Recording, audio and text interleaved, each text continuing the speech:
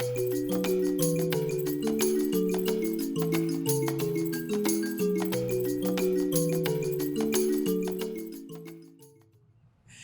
this is Marjory Wildcraft, and I'm hanging out with Dr. Patrick Jones. Dr. Patrick Jones is a holistic veterinarian, which means that he actually uses herbs and stuff to treat animals.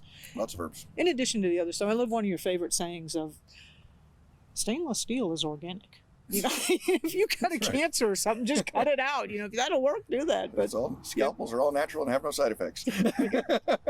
That's right. Yeah. But so a question that I get all the time is, we've all heard the story that dogs it's like chocolate. And chocolate is a topic near and dear to my heart, as you know, right? But the dogs it'll kill a dog eating chocolate. Is that true? So it is true, but it's also true that if you give chocolate to humans, you'll kill them. No. Yes, I'm sorry. It's true. No, the problem isn't the substance. The problem is the volume versus the weight. It's not that chocolate is necessarily more toxic to dogs than it is to humans. It's that you have a Chihuahua who weighs 2.5 or 4.5 pounds, and he's eating, the equivalent of 5 pounds of chocolate. Uh-huh. See, and now you got issues. And chocolate contains a chemical called theobromine, which will make it good. Like caffeine. Yes, it's what makes it good. It's a methylxanthine like caffeine is, and so that's why one of the reasons we like chocolate. It stimulates our little brains and makes us feel happy inside. It's not.